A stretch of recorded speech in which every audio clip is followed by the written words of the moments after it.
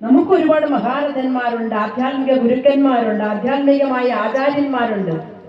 അവരാരും എന്തുകൊണ്ട് നമ്മൾക്ക് നേതൃത്വം നൽകുന്നില്ല എന്ന് പറഞ്ഞപ്പോൾ പരമേശ്വരി തന്നെ ഒരു മൈതാനം ഒരുക്കി തന്നിരിക്കുകയാണ്. നമ്മുടെ പ്രതിഷേധം ഇതൊരു തീപ്പൊരിയാണ്.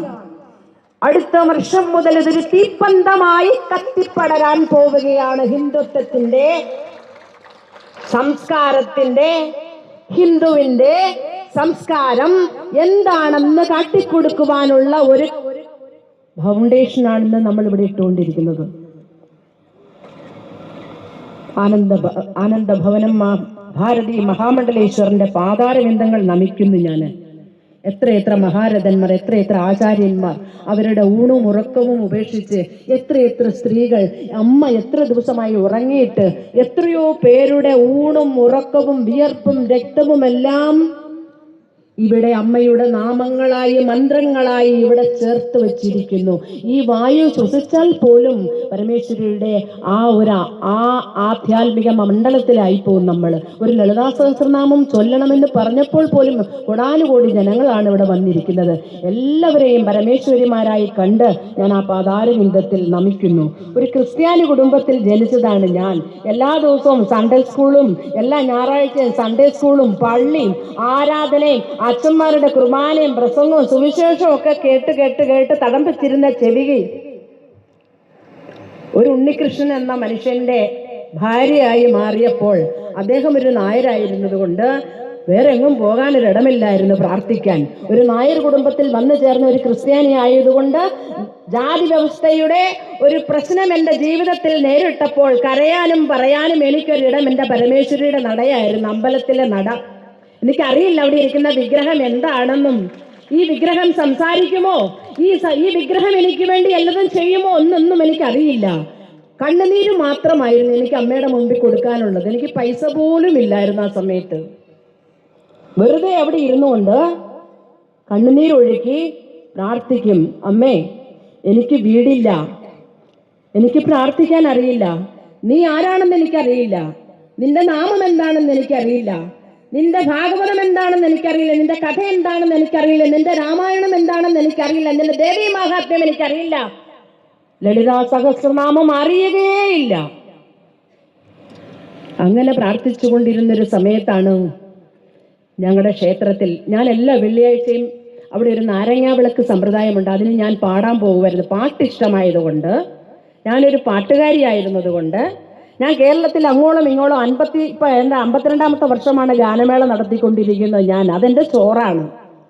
അങ്ങനെ ഇരിക്കുന്ന ഞാൻ അമ്പലത്തിൽ പോയിരുന്ന് ഈ പ്രാർത്ഥന ചൊല്ലുകയും പാടുകയൊക്കെ ചെയ്യുന്നത് കൊണ്ട് അവിടെയുള്ള നിങ്ങളെപ്പോലെയുള്ള അമ്മമാർ എന്നോട് പറഞ്ഞു, മോളെ നീ ഈ ഭാഗവതമൊക്കെ വായിക്കടി, നീ ക്ലാസിക്കലൊക്കെ പഠിച്ച ആളല്ലേ. അങ്ങനെ ഒരു ദിവസം ഞാനൊരു 100 രൂപ ദക്ഷിണ കൊടുത്ത് അമ്മയുടെ കയ്യിൽ നിന്നൊരു ഭാഗവതം വായിച്ചു എനിക്ക് മനസ്സിലാവുന്നത് എൻ്റെ അമ്മ ആ ശ്രീകോവിലിൽ നിന്ന് ഇറങ്ങി വന്ന് എൻ്റെ അടുത്തിരിക്കുന്നത് പോലെ എനിക്ക് തോന്നി. അമ്മയുടെ നാമങ്ങളും ആ ഭാഗവതത്തിൻ്റെ വരികളിലൂടെയും സാക്ഷാൽ കൃഷ്ണന്റെ ചരിതമൊക്കെ വായിക്കുമ്പോൾ ഞാൻ എല്ലാ തലത്തിൽ നിന്നും ഉയർന്നു വരുന്ന ഒരു തലത്തിലേക്ക് എന്നെ അമ്മ കൊണ്ടുപോവുകയായിരുന്നു. ഒരുപക്ഷെ അമ്മയുടെ നിയോഗമായിരിക്കാം ഗാനമേള ഫീൽഡൊക്കെ എന്നെ നശിപ്പിച്ചു. ഞാനൊരു ഫീൽഡിലും ഇല്ലാതെ കുറേ വർഷം ഈ ഏഷ്യാനെറ്റ് പോലെയുള്ള മീഡിയകള് റിയാലിറ്റി ഷോ തുടങ്ങിയ സമയത്ത് എനിക്ക് ഗാനമേളയില്ല.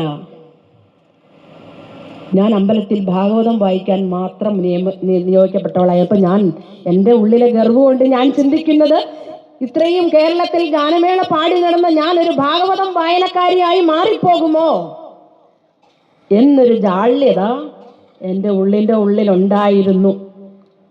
പക്ഷേ അമ്മ എന്നെ ഓരോ പടി അവിടെ നിന്നും ഉയർത്തിക്കൊണ്ടുവരികയായിരുന്നു.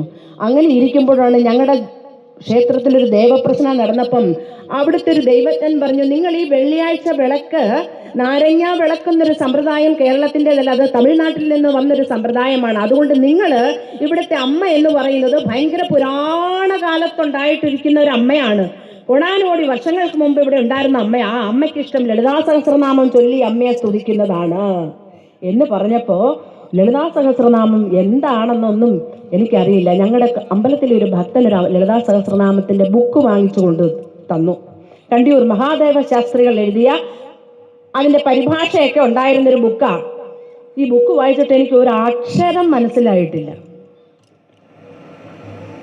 അതിന്റെ അർത്ഥം പറഞ്ഞാലും എനിക്കൊന്നും മനസ്സിലാകുന്നില്ല. പക്ഷെ ഞാൻ ഒരു കാര്യം ചെയ്യുമായിരുന്നു. 41 ദിവസം മണ്ഡലകാലം ഞങ്ങളുടെ ക്ഷേത്രത്തിൽ 41 ദിവസവും പ്രഭാഷണം നടക്കും. കേരളത്തിന്റെ അങ്ങോളം ഇങ്ങോളമുള്ള പ്രഭാഷകരെല്ലാം വന്ന് പ്രഭാഷണം ചെയ്യും. ഞാൻ പോയിരുന്ന് കേൾക്കും. ഞാൻ അതിന്റെ നോട്ട്സ് എല്ലാം എഴുതി വെക്കും. ഞാനൊരു കാര്യം പറയട്ടെ, ഹിന്ദുക്കളായിട്ടുള്ള ആളുകൾക്ക് പോലും ഇങ്ങനെ ഒരു കാര്യം പഠിക്കണമെന്നൊരാഗ്രഹം ഞാൻ കണ്ടിട്ടില്ല. ഞങ്ങളുടെ ക്ഷേത്രത്തിൽ പ്രഭാഷണം വെച്ചാൽ ആകെ 5-10 പേര് കാണും. ഇപ്പം ഓരോരോ അനുഭവങ്ങൾ വന്നപ്പോൾ എല്ലാവർക്കും കൂടണമെന്ന് തോന്നി അല്ലേ? നമ്മുടെ ധൈര്യത്തെ ശത്രുക്കൾ അവരുടെ ആയുധങ്ങളാക്കിക്കൊണ്ടിരിക്കുകയായിരുന്നു. നമ്മുടെ ധൈര്യമെല്ലാം ചോർന്നുപോയി. നമ്മൾക്ക് സംസാരിക്കാൻ ആരുമില്ലെന്നുള്ളൊരു തോന്നൽ നമുക്കുണ്ടായി. എന്നാൽ ശത്രുവിനോട് നേരിടേണ്ട ഏറ്റവും വലിയ വാളാണ് ലളിതാ സഹസ്രനാമം എന്നുള്ള വാൾ. നമ്മുടെ ഈശ്വരന്മാരൊക്കെ അനീതിക്ക് വേണ്ടി വാളെടുത്തവരാണ്. ആ വാളിനെ നമ്മൾ മന്ത്രങ്ങളാക്കി ഈ ഒറ്റക്കെട്ടായി 1,00,000 പേർ 1000 നാമങ്ങൾ 40 മിനിറ്റ് ഉരുവിടുമ്പോൾ ഇവിടെ ഉണ്ടാകുന്ന അന്തരീക്ഷം എന്താണ്? ഇവിടെ ഒരു നെഗറ്റീവ് ശക്തിയും ഇവിടെ നിൽക്കാൻ സാധിക്കില്ല. അപ്പൊ അങ്ങനെയുള്ള ശക്തിമത്തായ മന്ത്രങ്ങൾ നമ്മുടെ കയ്യിലിരിക്കുമ്പോൾ നാം എന്തിനാണ് ഭയപ്പെടുന്നത്? അങ്ങനെയാണ് ലളിതാ സഹസ്രനാമം ചൊല്ലാൻ പഠിച്ചത്. പക്ഷെ ഇത് എവിടെ ചൊല്ലണം, എവിടെ നിർത്തണം, എവിടെ കൂട്ടി വായിക്കണം, എന്താണ് ഇതിന്റെ അർത്ഥം, എന്താണ് പരമേശ്വരി, എന്താണ് ശക്തി, എന്താണ് പരാശക്തി, ആ പരാശക്തി എങ്ങനെയാണ് നമ്മുടെ ശരീരത്തിൽ അത് നമ്മളെ എങ്ങനെയാണ് അത് കണക്ട് ചെയ്തിരിക്കുന്നത്, ഇതൊന്നും അറിയാൻ വയ്യാതെ 18 വർഷം ലളിതാ സഹസ്രനാമം ഉപാസിച്ചു. രാവിലെയോ വൈകിട്ടോ ഒരു നേരം ഒരു ദിവസം മുടങ്ങാതെ ലളിതാ സഹസ്രനാമം കാണാതെ ഉരുവിട്ടുകൊണ്ടിരുന്നു. അതിന്റെ ഫലമായിട്ടാണ് ഇന്ന് കേരളത്തിന്റെ അങ്ങോളം ഇങ്ങോളമുള്ള ഹൈന്ദവർ കൂടുന്ന ഇടങ്ങളിലൊക്കെ ലളിതാ സഹസ്രനാമത്തെ കുറിച്ച് പ്രഭാഷണം ചെയ്യുവാനും സ്വാമി ഉദിത് ചൈതന്യജിയുടെ വേദികളിലൊക്കെ ലളിതാ സഹസ്രനാമത്തെ ലീഡ് ചെയ്യുവാനും ഇന്ന് ഭഗവതി എന്നെ ഉപയോഗിച്ചുകൊണ്ടിരിക്കുന്നു. ഞാൻ ക്രിസ്ത്യാനി ആയതുകൊണ്ടല്ല. അമ്മയ്ക്ക് ക്രിസ്ത്യാനി എന്നോ മുസ്ലിം എന്നോ ഹിന്ദു എന്നോ വേർതിരിവുണ്ടോ? ഇല്ല. നാമം ചൊല്ലി ചൊല്ലി പരാശക്തിയുടെ ശക്തി നമ്മുടെ ശരീരത്തിൽ ആ പ്രാണശക്തിയുമായിട്ട് ജ്വലിച്ച് ഈ അന്തരീക്ഷത്തിലെ പ്രാണശക്തിയുമായിട്ടുള്ള സിങ്ക്രണൈസേഷൻ വരുമ്പോൾ നാമും പരാശക്തിയും ഒന്നാണ് എന്ന ചിന്ത വരുന്ന ഇടത്താണ് നമ്മളുടെ അഭിവൃദ്ധി ആരംഭിക്കുന്നത്. മനസ്സിലായോ? ആദ്യമേ ലളിതാ സഹസ്രനാമത്തിന്റെ ധ്യാന ശ്ലോകം ചൊല്ലുമ്പോൾ അതിൽ നിന്ന് നാം മനസ്സിലാക്കുന്ന ഒരു കാര്യം, അമ്മ ഇരിക്കുന്നത് പോലെ തന്നെ ഞാനുമാണ് എന്ന് ഞാൻ ചിന്തിച്ചോട്ടെ എന്ന് ചോദിച്ചുകൊണ്ടാണ് ലളിതാ സഹസ്രനാമത്തിന്റെ ധ്യാന ശ്ലോകം ആരംഭിക്കുന്നത് അല്ലേ? സിന്ദൂരാരുണ വിഗ്രഹാം ത്രിനയനാം മാണിക്യമൗലി സ്ഫുരത്താരാനായക ശേഖരാ സ്മിതമുഖേ മാവീനവക്ഷോരുഹാം പാണിഭ്യാം മണിപൂർണരത്നചഷകം രക്തോൽപലം ബിഭ്രതീം സൗമ്യാം രത്നഖടസ്ഥരക്തചരണാം ധ്യായേത് പരാമംബികാം ധ്യായേത് പത്മാസനസ്ഥാം വികസിതവദനാം പത്മഭദ്രായ ദാക്ഷീം ഹേമാഭാം പീതവസ്ത്രാം കരകലിതലസദ്ധേമ പത്മാം വരാംഗീം സർവാലങ്കാരയുക്താം സതതമഭയദാം ഭക്തനമ്രം ഭവാനി ശ്രീവിദ്യാം ശാന്തമൂർത്തിം സകലസുരനുതാം സർവസമ്പത്പ്രദാത്രീം സകുങ്കുമവിലേപനാമളികചുംബികസ്തൂരികാ സമ്മദഹസിതേ അക്ഷണാം സസരസാപഭാസങ്കുശാം അശേഷജനമോഹിനീം അരുണമാല്യഭൂഷജ്വലാ ജപാകുസുമപാസുരാം ജപവിധൗ സ്മരേദംബികാ അരുണാം കരുണാതരംഗിതാക്ഷീം ധൃതപാസാങ്കുശപുഷ്പബാണതാപാ അണിമാദിവിരാവൃതാം മയൂഖൈരഹം ഇതി ഏവ വിഭാവ ഭവാനി. ഞാൻ ഇങ്ങനെ ഒക്കെ ആണ് എന്ന് വിഭാവന ചെയ്തു കൊള്ളട്ടെ അമ്മേ. നിന്റെ തലത്തിലേക്ക് ശിവനോളം ഉയർന്ന് ശിവനാകുന്നത് പോലെ പരാശക്തിയുടെ തലത്തിലേക്ക് ഉയർന്ന് പരാശക്തിയായി മാറിയാൽ മാത്രമേ നമ്മളും പരാശക്തിയാണ് എന്നുള്ള ഒരു ബോധം എല്ലാ സ്ത്രീകളിലും ഉണ്ടാവണം. എങ്കിൽ മാത്രമേ നമ്മുടെ കുടുംബം ഉയരുകയുള്ളൂ, നമ്മുടെ അടുത്ത തലമുറ നന്നാവുകയുള്ളൂ. എന്തിനാണ് കുഞ്ഞുങ്ങളെ കുറ്റം പറയുന്നത്? അമ്മമാര് മാറിയാൽ പോരെ ഈ കേരളം നന്നാവാൻ? അല്ലേ? എത്ര പേര് ലളിതാ സഹസ്രനാമം 40 മിനിറ്റ് ഒരു ദിവസം ഒരു നേരമെങ്കിലും ചൊല്ലുന്നവരുണ്ടെങ്കിൽ ഒന്ന് നേരെ ഒന്ന് കൈ ഉയർത്തുക. ദൈവമേ, പരാശക്തി, ഈ ഒരു ശക്തി മാത്രം മതി കേരളത്തിന്റെ നെഗറ്റിവിറ്റികളെ നമുക്ക് ഇവിടുന്ന് ഓടിച്ചു കളയുവാൻ. ലളിതാ സഹസ്രനാമം ഇവിടെ മാത്രമല്ല, നിരന്തരം കേരളത്തിന്റെ എല്ലാ കോണിലും മുഴങ്ങട്ടെ എന്നാണ് ഞാൻ പ്രാർത്ഥിക്കുന്നത്. ഞാൻ ഏത് കോണിലും വന്ന് ഇത് ലീഡ് ചെയ്യുവാൻ തയ്യാറാണ്. നമ്മുടെ ശക്തിയെ നമ്മൾക്ക് കാണിച്ചു കൊടുക്കണം. നിങ്ങൾക്കൊരു കാര്യം അറിയാമോ? ശബരിമല ക്ഷേത്രത്തിൽ ആദ്യത്തെ പ്രശ്നമുണ്ടായപ്പോൾ, സ്ത്രീകളെ കയറ്റിയപ്പോൾ, അന്നാണ് ഞാൻ ആദ്യമായി പൊതുവേദിയിൽ ഇറങ്ങി സ്വാമിയേ ശരണമയ്യപ്പ എന്നുള്ള വിളി വിളിച്ചുകൊണ്ട് നിങ്ങളെ പോലെയുള്ള സ്ത്രീകളെ ലീഡ് ചെയ്തത്. ഇന്ന് ഞാൻ ആദ്യമായി മലയ്ക്ക് പോകാൻ മാലയിട്ടിരിക്കുകയാണ്. 41 ദിവസത്തെ വ്രതമാണ്. 17-ാം തീയതി 15-ാം തീയതി ഗുരുവായൂര് 1,00,000 പേർ പങ്കെടുക്കുന്ന ലളിതാ സഹസ്രനാമ അർച്ചനയുണ്ട് ഉദിത് ചൈതന്യയുടെ സ്റ്റേജില്. അത് കഴിഞ്ഞിട്ട് അതിന്റെ പിറ്റേന്ന് ഞാൻ മലയ്ക്ക് പോകും. ആദ്യമായിട്ട് മലയ്ക്ക് പോവുകയാണ് ഭഗവാനെ കാണാൻ. അന്നു മുതലാണ് ഞാൻ ആത്മീയ കാര്യം, ഹൈന്ദവ സംസ്കാരം ഞാൻ എന്റെ ജീവിതത്തിലേക്ക് പകർത്തുവാൻ തുടങ്ങിയത്. അന്നു മുതലാണ്. ആർക്കൊക്കെ ഫീൽ ചെയ്തു അത്? ശബരിമല വിഷയം ആർക്കൊക്കെ ഫീൽ ചെയ്തിട്ടുണ്ടെങ്കിൽ ഒരിക്കലും ഇമാതിരിയുള്ള ഈ സത്സംഗങ്ങളിൽ നിന്ന് നമുക്ക് ഒഴിഞ്ഞു മാറാൻ സാധിക്കില്ല. ധൈര്യമുണ്ടാവണം. ശോഭാ സുരേന്ദ്രൻജിയൊക്കെ സംസാരിക്കുന്നത് പോലെ ധൈര്യമായിട്ട് നേരിടണം. അവരൊക്കെ അമ്മയൊക്കെ ആലോചിച്ച് നോക്കൂ, അവര് ജീവൻ കൈവിട്ട കളിയാണ് അവർ കളിച്ചുകൊണ്ടിരിക്കുന്നത്, അല്ലേ? ഈ ഹൈന്ദവ സംസ്കാരം ഇങ്ങനെ പടർത്തുവാൻ എത്രയോ സ്വാമിമാരും സ്വാമിജിമാരും അവരുടെ കണ്ണുനീരും അവരുടെ ചോരയും ഇവിടെ ഒഴുക്കിക്കൊണ്ടിരിക്കുന്നു. ഒരു ബോംബിട്ടാൽ പോരെ നമ്മൾ തീരട്ടെ? സത്യം പറഞ്ഞാൽ സംസ്കാരത്തിന് വേണ്ടി മരിച്ചാൽ അതും ഒരു പുണ്യമല്ലേ? അല്ലേ? എന്തിനാണ്? ഇനി ഞാൻ നിങ്ങളോടൊരു കാര്യം പറയാം. നമ്മൾ എന്തിനാ ഈ ലളിതാ സഹസ്രനാമം ചൊല്ലുന്നത്? എന്തുകൊണ്ട് നമ്മുടെ കുട്ടികൾ ക്ഷേത്രത്തിൽ വരുന്നില്ല? എന്തുകൊണ്ട് ക്ഷേത്രാരാധന അവർ മനസ്സിലാക്കുന്നില്ല? എന്തുകൊണ്ട് നമ്മുടെ ക്ഷേത്രങ്ങളിൽ ആള് കുറയുന്നു? എന്തുകൊണ്ട് ഭക്ഷണം വിളമ്പിയാൽ മാത്രം ഹിന്ദു അമ്പലത്തിൽ കയറുമെന്നുള്ള ഒരു പേരുദോഷം നമുക്ക് എങ്ങനെ വന്നു?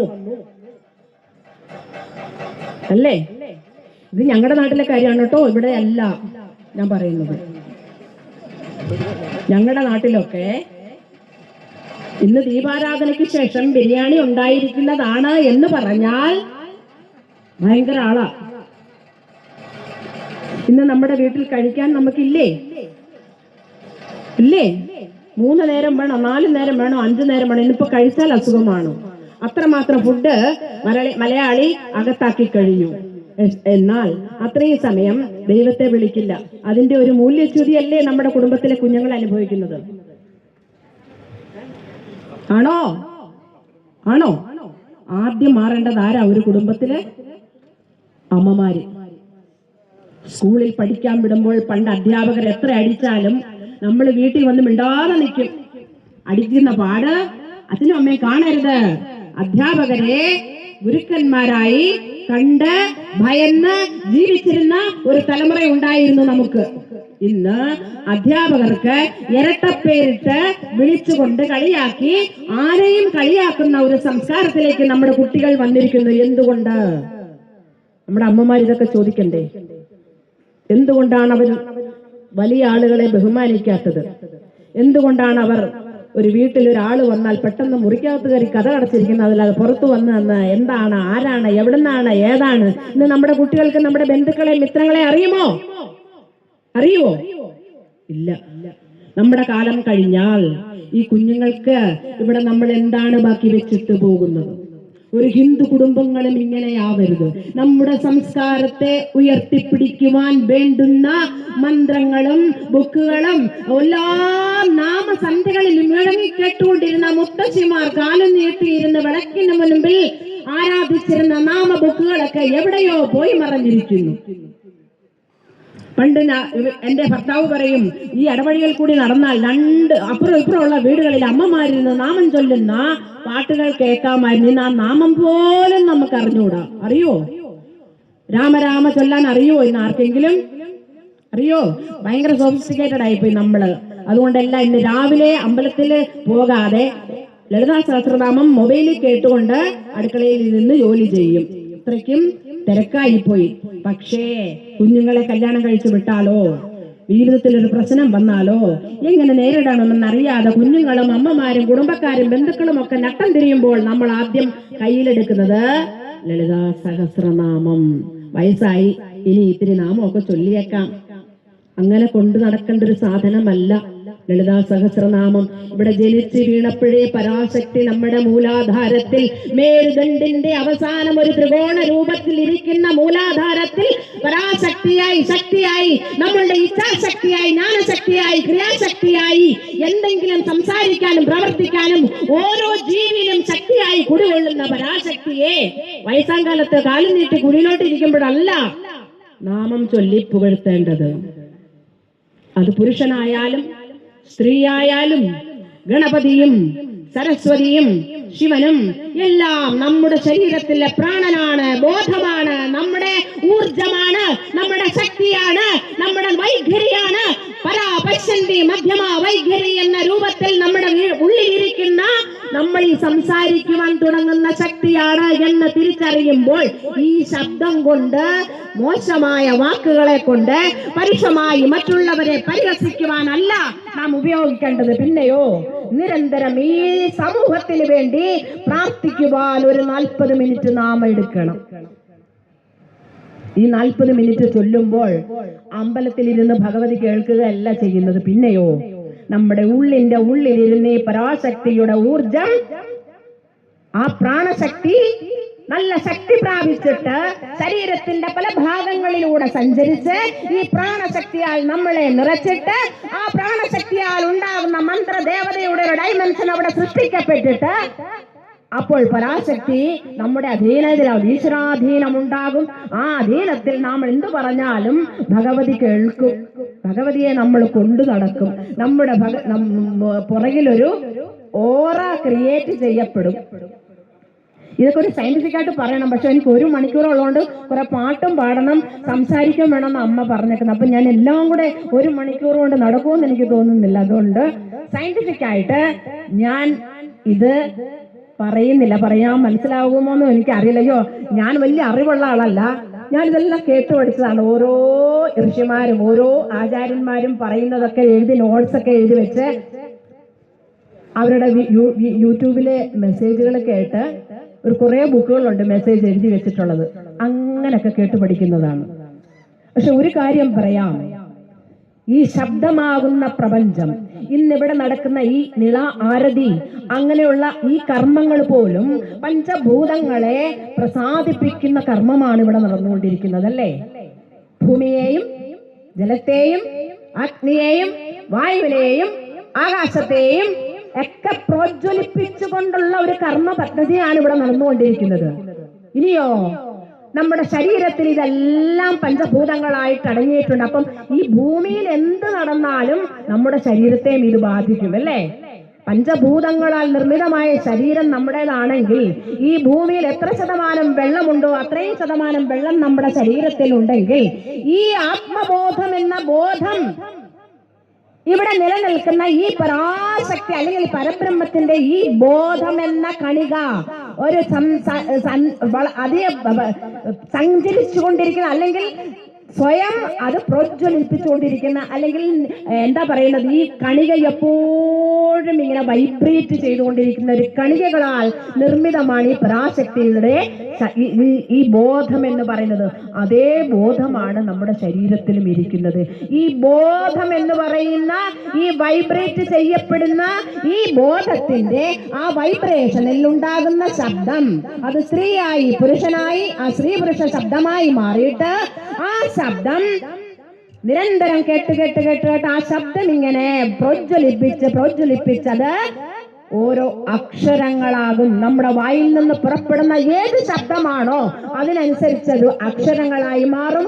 ആ അക്ഷരങ്ങൾ കൂട്ടിവെച്ചാൽ നാമമാകും. ആ നാമം നിരന്തരം ചൊല്ലിയാൽ അത് നാമത്തിന്റെ പദമാകും. ആ പദങ്ങൾ അങ്ങനെ ആവർത്തിച്ചാൽ പദാർത്ഥമാകും, അർത്ഥമുള്ള പദങ്ങളാകും. ആ പദാർത്ഥം ഇങ്ങനെ പറഞ്ഞു പറഞ്ഞു പറഞ്ഞു പറഞ്ഞു പറഞ്ഞ് അത് നാമമായി മാറും. ആ നാമം നിരന്തരം ചൊല്ലിക്കൊണ്ടിരുന്നാൽ ആ നാമത്തിന് ഇവിടെ എത്രയായിരം കോടാനുകോടി ശബ്ദങ്ങളുണ്ടോ ആ ശബ്ദത്തിനൊക്കെ മന്ത്രദേവതകളുണ്ട്. ഈ ദേവതകളൊക്കെ നമ്മുടെ ഒരു ഡയമെൻഷനിൽ വന്ന് നമുക്ക് ചുറ്റും ഇങ്ങനെ നിൽക്കുമ്പോൾ ആ മന്ത്രദേവതയോട് നാം എന്തു പറഞ്ഞാലും നമ്മൾക്കത് കിട്ടുന്ന തരത്തിലുള്ള ഒരു തലത്തിലേക്ക് നമുക്ക് ഉയരുവാൻ സാധിക്കും. അതാണ് ഈ പ്രപഞ്ചവും നമ്മളും തമ്മിലേ ഉള്ളൂ ബന്ധം. ഇവിടെ ഒരു ഈശ്വരനെ നമ്മൾ അന്വേഷിച്ചാൽ കണ്ടുമുട്ടുന്നത് നമ്മൾ ഇരിക്കുന്ന ഓരോ മനുഷ്യന്റെ ഉള്ളിലുമാണ് ഈശ്വര തത്വം അടങ്ങിയിരിക്കുന്നത്. അതിനെ ഒരു പ്രപഞ്ചത്തില് ഒരു മന്ത്രശക്തിയാലോ താന്ത്രിക ശക്തിയാലോ മാന്ത്രിക ശക്തിയാലോ ഒക്കെ അതിന് വലിയൊരു ഡയമെൻഷൻ ഉണ്ടാക്കിയെടുക്കുന്നതാണ് ക്ഷേത്രങ്ങൾ എന്ന് പറയുന്നത്.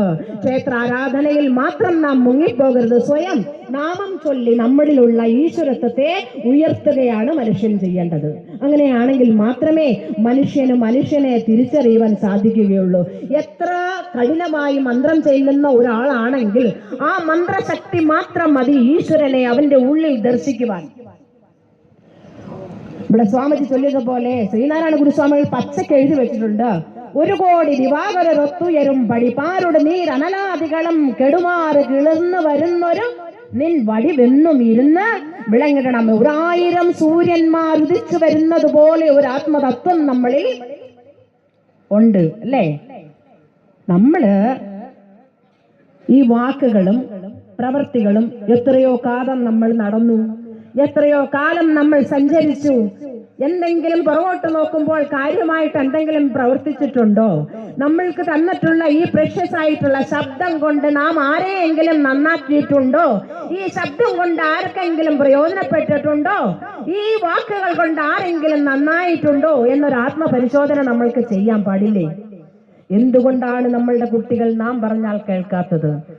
നമ്മൾ ഇരിക്കേണ്ട ഇടത്തിരുന്നു കൊണ്ട് റെസ്പെക്ട് കൊടുത്ത് റെസ്പെക്ട് വാങ്ങണമെന്ന് പഴമക്കാർ പറയും. നമ്മൾ ഇരിക്കേണ്ട ഇരിപ്പിടത്തിൽ ഇരുന്നു കൊണ്ട് ആത്മീയമായ ആചരിക്കുന്ന ആത്മാവിനെ സംബന്ധിക്കുന്നത് രാഷ്ട്രീയം രാഷ്ട്രത്തെ സംബന്ധിക്കുന്ന എന്നൊക്കെ പറയും. ആത്മാവിനെ കണ്ടെത്തുന്ന ഒരു വ്യക്തിക്ക് മാത്രമേ മറ്റുള്ള വ്യക്തികളെ ഉയർത്താൻ സാധിക്കൂ ആ തലത്തിലേക്ക്, അല്ലേ? ആത്മാവിനെ സ്വയം കണ്ടെത്തുന്ന ഒരു വ്യക്തിക്ക് മാത്രമേ. എന്താണ് ഈ ആത്മാവ്? കുറെ ഭക്ഷണം കഴിച്ചു, കുറെ നടന്നു, കുറെ കിടന്നു, കുറെ ഉറങ്ങി. എന്നോട് എത്രയോ സ്ത്രീകൾ പറഞ്ഞിട്ടുണ്ടെന്ന് അറിയാമോ? ഞാൻ പഠിക്കുന്നതിന് മുമ്പ് ഭയങ്കര കഴിവുള്ള ആളായിരുന്നു, പഠിക്കുന്ന സമയത്ത് ഞാൻ ഡാൻസ് ചെയ്യുമായിരുന്നു, ഞാൻ പാട്ട് പാടുമായിരുന്നു, ഞാൻ കഥ എഴുതുമായിരുന്നു. പിന്നെ എന്നാ പറ്റി? ഭർത്താവ് കല്യാണം കഴിച്ചപ്പോ പിന്നെ പുള്ളി കൊണ്ടുവരുന്നത് കഴിച്ചോണ്ട് അങ്ങ് ഇരിക്കാം എന്ന് വിചാരിച്ചു, അല്ലേ? ഭർത്താവ് കൊണ്ടുവരും. പിന്നെ നമ്മൾ മടിയന്മാരായി പോയി, മടിച്ചികളായി പോയി. ശിവശക്തിയുക്തോ യദി ഭവതി ശക്തപ്രഭവിതും നേദേവം ദേവോ നഖലു കുശല സ്പന്ദിതുമഭി അദസ്ത്വാമാരാധ്യം ഹരിഹര വിരിഞ്ചാദിഭിരഭി പ്രണന്തും സ്തോതും വാ കഥം അകൃത പുണ്യ പ്രഭവതി. ഇത് ശങ്കരാചാര്യർ എഴുതി വെച്ചിട്ടുള്ള, അദ്ദേഹം നടന്നുപോയ മണ്ണായിരിക്കാം ഇത്. എന്റെ പൊന്നെ, എന്തൊരു പുണ്യമാണ് നമുക്കിവിടെയൊക്കെ വന്ന് ചവിട്ടാൻ സാധിക്കുന്നത്. ആലോചിച്ച് നോക്കൂ. അദ്ദേഹം എഴുതി വെച്ചിട്ടുള്ളതാണ്. ശിവനും ശക്തിയും ചേരുമ്പോൾ മാത്രമേ ഇവിടെ എന്തെങ്കിലും നടക്കൂ, അല്ലേ? ശിവൻ അശക്തനാണെന്നല്ലതിന്റെ അർത്ഥം.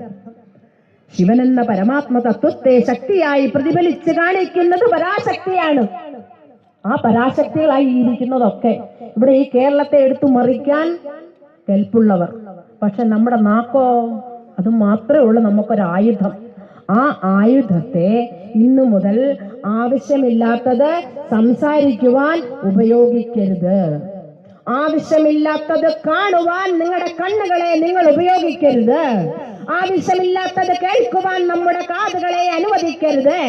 ആവശ്യമില്ലാത്തവരുടെ കാര്യങ്ങൾ ആര് വന്ന് പറഞ്ഞാലും കേൾക്കാൻ ഇരുന്നു കൊടുക്കരുത്. ആദ്യം ചെയ്യേണ്ടത് ഈ വീടിനെ നശിപ്പിച്ചുകൊണ്ടിരിക്കുന്ന TV ആദ്യം ഓഫ് ചെയ്യണം. എന്തിനാണ് ഈ ഇട്ടാവട്ടത്തിലുള്ള കേരളത്തിൽ 24 വാർത്താ ചാനലുകളാണ്. ആരെങ്കിലും ഒരാള് സത്യസന്ധമായിട്ട് ന്യൂസിനെ തരുന്നുണ്ടോ നമുക്ക്? എന്തെങ്കിലും സീരിയസ് ആയിട്ടൊരു പ്രശ്നം വന്നുകൊണ്ടിരിക്കുമ്പോൾ ആരെങ്കിലും ആത്മഹത്യ ചെയ്യുവോ, ആരെങ്കിലും ആരുടെയെങ്കിലും കൂടെ പോവുകയോ ചെയ്യും. പിന്നെ അതായി വാർത്ത. ഏറ്റവും ചെറിയ കാര്യം ചോദിച്ചാൽ ഇവിടെ ഇരിക്കുന്ന ഓരോരുത്തരും പച്ചയ്ക്ക് പറയും എല്ലാവരുടെയും വീട്ടിലെ കാര്യങ്ങൾ. അതേസമയം അവനവന്റെ വീട്ടിലെ കുഞ്ഞുങ്ങൾ എവിടെ പോകുന്നു, അവർ പഠിക്കുന്നോ, അവർക്ക് ആത്മീയമായ ഉയർച്ചയുണ്ടോ, അവരെവിടെയാണ്, അവരുടെ കൂട്ടുകാരൊക്കെയാണ്, നമ്മുടെ ഭർത്താവിനെ നമ്മൾ കാര്യമായി നോക്കുന്നുണ്ടോ, ശിവനെ പോലെ സംരക്ഷിക്കുന്നുണ്ടോ എന്നൊക്കെ ചോദിച്ചാൽ ഇല്ല. ഇന്ന് ഞാൻ പറയുന്നു, ലളിതാ സഹസ്രനാമം കൈകൊണ്ട് തൊടുന്നവരാണ് നിങ്ങളെങ്കിൽ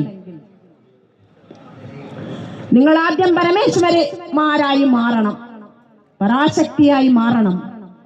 നല്ലത് കേൾക്കുകയും നല്ലത് ചെയ്യുകയും നല്ലത് പറയുകയും നല്ലതിനെ കൊടുക്കുകയും നല്ലതിനെ എടുക്കുകയും ചെയ്യുന്ന അമ്മമാരായിട്ട് മാറണം നിങ്ങൾ. എനിക്ക് സ്ത്രീകളോട് മാത്രമേ പറയാൻ പറ്റുള്ളൂ. കാരണം സ്ത്രീകൾ എന്തു പറഞ്ഞാലും പുരുഷന്മാർ കേൾക്കും. ഇല്ലേ? കേൾക്കുവോ? നല്ല കാര്യം. ഇല്ലേ? നമ്മൾ എന്ത് നല്ല കാര്യം പറഞ്ഞു നോക്കിക്കേ, ഈ പാവങ്ങൾ നമ്മളോട് കൂടെ നിൽക്കും. ഇല്ലേ? അതാണ് ശിവശക്തിയാ യുക്തോ യതി ഭവതി ശക്തപ്രഭവിതും. ശിവനും ശക്തിയും ചേരുമ്പോഴാണ് കേരളത്തിൽ ഇനി മാറ്റങ്ങൾ ഉണ്ടാകാൻ പോകുന്നത്. ഇന്നിപ്പോ നിങ്ങൾ ഇവിടെ വന്നിരിക്കുന്നുള്ളൂ, എത്ര പുരുഷന്മാരാ നിങ്ങൾക്ക് വെള്ളവും താങ്ങിക്കൊണ്ട് വന്ന് തരുന്നത്? അല്ലേ? ഒന്ന് ആലോചിച്ച് നോക്കിയാൽ നിങ്ങൾ ഇരിപ്പിടത്തിൽ ഇരുന്നുകൊണ്ട് കുടിക്കുമല്ലേ ചെയ്യുന്നത്? നമ്മൾ ഈ ഇടുന്ന വസ്ത്രങ്ങൾ എത്രയോ പാവങ്ങൾ എത്രയോ വെയിൽ കൊണ്ട് കിടന്ന് കഷ്ടപ്പെട്ടുണ്ടാക്കിയതാണ്. ഒരു നിമിഷമെങ്കിലും നമ്മൾ അതിനെക്കുറിച്ച് ചിന്തിച്ചിട്ടുണ്ടോ? നമ്മൾ ഈ കഴിക്കുന്ന ഭക്ഷണം എത്രയോ തമിഴ്നാട്ടിൽ എത്രയോ കർഷകർ വെയിൽ കൊണ്ടുണ്ടാക്കുന്ന ഭക്ഷണമാണ് നമ്മൾ കുറ്റം പറഞ്ഞുകൊണ്ടിരുന്ന് കഴിച്ചുകൊണ്ടിരിക്കുന്നത്. കേരളത്തിൽ ആരെങ്കിലും കൃഷി ചെയ്യുന്നുണ്ടോ? ഉണ്ടെങ്കിൽ അവർക്ക് മാത്രം. ഇതോ അല്ലേ? എത്രയോ പുരുഷന്മാർ. ഞാൻ ഈ ഹൈവേ കൂടെ വരുമ്പം നമുക്ക് കാണുവാൻ സാധിക്കുന്ന ഒരു കണ്ണ് നനഞ്ഞു പോകുന്ന ഒരു സംഭവമുണ്ട്. വെയില് കൊണ്ട് നമ്മുടെ മക്കളുടെ പ്രായമുള്ള ആൺകുട്ടികൾ ആ ഹൈവേയിൽ കിടന്ന് ജോലി ചെയ്യുന്നു. എന്തിനാണ്? നമ്മുടെ AC കാറ് 120 മൈൽ സ്പീഡിൽ പോകാൻ. അല്ലേ? ആണോ? അവരെയും ഒരമ്മ ഒരു കുഞ്ഞായിട്ട് പ്രസവിച്ച് വളർത്തിയതല്ലേ? നമ്മൾ എന്തുകൊണ്ട് അത് ചിന്തിക്കുന്നില്ല? നമ്മൾ എപ്പോഴും താഴെ നോക്കി സംസാരിക്കുകയും താഴെ നോക്കി പ്രവർത്തിക്കുകയും മുകളിലേക്ക് നോക്കി ഭഗവാനെ കൈയെടുത്ത് പ്രാർത്ഥിക്കുകയും മുകളിലേക്ക് ഉയരുവാനുള്ള ത്വര ഉണ്ടാവുകയും ചെയ്യേണ്ടവരാണ് നമ്മൾ. നമ്മുടെ കർമ്മം എന്താണോ അതിന്റെ ഫലം മാത്രമേ മക്കളെ നമുക്ക് കിട്ടുകയുള്ളൂ. നമ്മളെ സ്വാധീനിക്കുന്ന ഈ ഗ്രഹങ്ങൾ അത് ഈ കല്യാണ വീട്ടിലെ വിളമ്പുകാരാണ്. കണ്ടിട്ടില്ലേ? കല്യാണത്തിന് ചെല്ലുമ്പോ പാചകപ്പുരയിൽ പാചകം നടക്കും, വിളമ്പാൻ കുറച്ചു പേര് യൂണിഫോം ഇട്ടുകൊണ്ട് അവിടെ നിൽക്കും. അല്ലേ? അവരെന്താണ് പാചകം ചെയ്തു കൊടുക്കുന്നത് അതേ അവർ വിളമ്പൂ. അല്ലേ?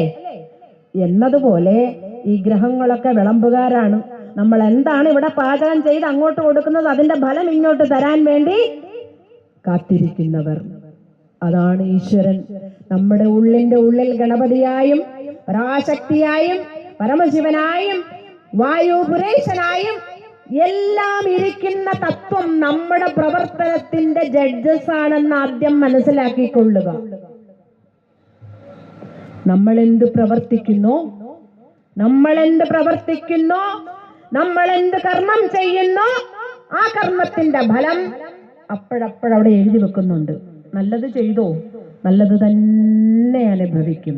നമ്മുടെ കർമ്മം നല്ലതാണെങ്കിൽ ഇപ്പോൾ അനുഭവിക്കുന്ന നന്മയുടെ ഫലം, നീ ചെയ്ത നല്ലതായിട്ടുള്ള കർമ്മം, നീ ഇപ്പോൾ അനുഭവിക്കുന്ന പ്രയാസം, നീ തന്നെ ചെയ്തു വെച്ച കർമ്മഫലം. അയൽവക്കത്തുകാരും കൂടോത്രം ചെയ്യാൻ പറ്റത്തില്ല.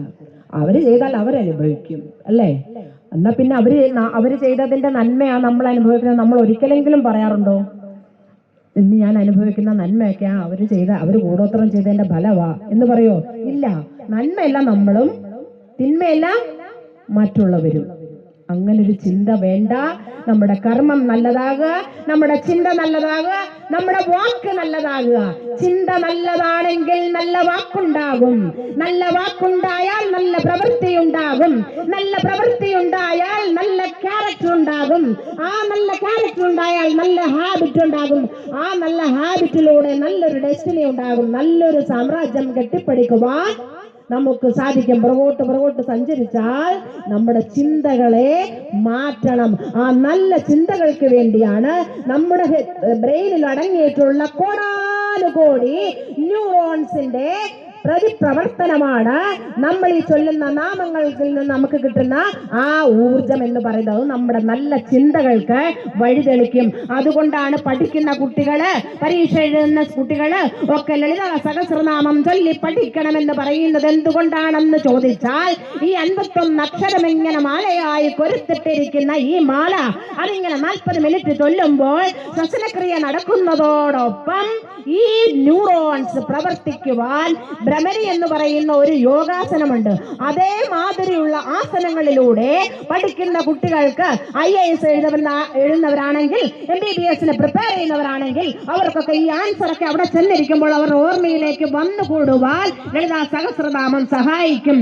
ലളിതാ സഹസ്രനാമം ചൊല്ലുവാൻ നമ്മൾ അവരെ ഇപ്പോഴേ പരിശീലിപ്പിക്കണം, നമ്മുടെ കുഞ്ഞുങ്ങളെ.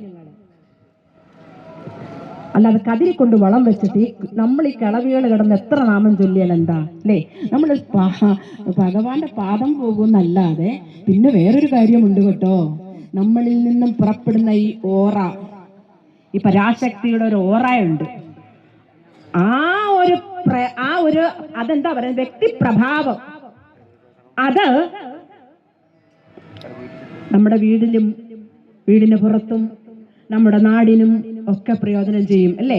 ഒരു വ്യക്തി നന്നായാൽ ഒരു കുടുംബം നന്നാകും, ഒരു കുടുംബം നന്നായാലോ ഒരു സമൂഹം നന്നാകും, ഒരു സമൂഹം നല്ല ഒരു പഞ്ചായത്ത് നന്നാകും, ഒരു പഞ്ചായത്ത് നന്നായാൽ ഒരു കോർപ്പറേഷൻ നന്നാകും, ഒരു കോർപ്പറേഷൻ നന്നായാൽ ഒരു സ്റ്റേറ്റ് നന്നാകും, ഒരു സ്റ്റേറ്റ് നന്നായാൽ കേരളം മൊത്തവും നന്നാകും. എവിടെ നിന്ന് ആരംഭിക്കണമത്? ഓരോ വ്യക്തിയിൽ നിന്നും. ഇത് സനാതന ധർമ്മത്തിന്റെ വാക്കുകളാണ്. ഒരു വ്യക്തി നന്നാവണം. അതിനാണ് നമ്മൾക്കിവിടെ ലളിതാ സഹസ്രനാമം, സൗന്ദര്യലഹരി, ദേവി മഹാത്മ്യം, കനകധാര സ്തോത്രം, അവസാനം രുദ്രം വരെ വെച്ചിരിക്കുന്നത്. അതിനാ അർത്ഥം അറിയണം, അർത്ഥമറിഞ്ഞ് ചൊല്ലണം. അർത്ഥമറിയുമ്പോൾ മാനസിക വളർച്ചയുണ്ടാകും. ന്യാസം ചൊല്ലുമ്പോൾ ഭഗവതിയോളം ഉയരും. ഒരുപാട് കാര്യങ്ങൾ പഠിക്കാനുണ്ട് സുഹൃത്തുക്കളെ. ഞാനൊക്കെ ഈ സമയത്താണല്ലോ ഈ സംസ്കാരത്തിൽ വന്നുപെട്ടതെന്ന ദുഃഖം മാത്രമാണ് എനിക്കിപ്പോഴുള്ളത്. എന്തുകൊണ്ട് എന്റെ അമ്മ ഹിന്ദുമതത്തിൽ എന്നെ പ്രസവിച്ചില്ല എന്നുള്ള ഒരു വിഷമമാണ് എനിക്കുള്ളത്. ഞാൻ എന്തുകൊണ്ട് ഈ ഹിന്ദുമതത്തെ നേരത്തെ അറിഞ്ഞില്ല, ആ ഒരു വിഷമമാണ് എനിക്കുള്ളത്. ഞാൻ എന്തുകൊണ്ട് ഹിന്ദുവിന്റെ ക്ഷേത്രത്തിൽ പോയി എന്റെ ശരീരമാകുന്ന ഓരോ പ്രാണനെയും, എന്റെ ജീവനെയും, എന്റെ ബോധത്തെയും ഞാൻ മനസ്സിലാക്കിയില്ല. ഒരു ക്ഷേത്രത്തിന്റെ കൊടിമരം പോലും എന്റെ ഭഗവാന്റെ നട്ടല്ലാണ് എന്ന് മനസ്സിലാക്കുന്നിടത്താണ് നമ്മൾ എത്രമാത്രമാണ് ഒരു ക്ഷേത്രത്തെ കാണേണ്ടതും ആ ക്ഷേത്രത്തിൽ ഇരുന്ന് ഭഗവാനെ സ്തുതിക്കുമ്പോൾ ഈ മന്ത്രങ്ങളുടെ ശക്തി എന്താണെന്ന് മനസ്സിലാക്കേണ്ടതും. ക്ഷേത്രം കളിക്കാനുള്ളതല്ല മക്കളെ. ക്ഷേത്രത്തിൽ ഒരു തരി മണ്ണ് പോലും നമ്മുടെ വീട്ടിൽ കൊണ്ടുപോകുവാൻ നമുക്ക് അധികാരമില്ല. പണ്ട് കാലത്ത് നമ്മുടെ പൂർവികന്മാർ എത്രയോ മഞ്ഞും മഴയും കൊണ്ടുണ്ടാക്കി വെച്ച് അവരുടെ ജീവശ്വാസം ഊതി ഈ കാണുന്ന പ്രപഞ്ചത്തിന്റെ ശക്തികളെ ഒരു സ്ഥലത്ത് പിടിച്ചിരുത്തി. അങ്ങനെ പിടിച്ചിരുത്താൻ പറ്റില്ല. ഇപ്പൊ എന്റെ ശബരിമല അയ്യപ്പനെ ശബരിമലയിൽ മാത്രം പിടിച്ചു നിർത്താൻ പറ്റുമോ? പറ്റില്ല. ഞാൻ വിളിക്കുമ്പോ എന്റെ ഭഗവാൻ എന്റെ അടുത്ത് വരും. പക്ഷേ എല്ലായിടത്തും കാറ്റുണ്ട്, അന്ന് പോയി നിന്നെ കാറ്റ് കിട്ടുവോ? അതിന് നമ്മളൊരു ഫാൻ ഇടും അല്ലേ? എന്നതുപോലെ അല്ലേ? അങ്ങനല്ലേ? ഭൂമിക്കടിയിൽ വെള്ളമുണ്ട്, പക്ഷെ ഒരു കിണർ കുഴിച്ചാലല്ലേ ആ വെള്ളം കിട്ടൂ. ഇത് ഞാൻ പറഞ്ഞല്ലോ കേട്ടോ.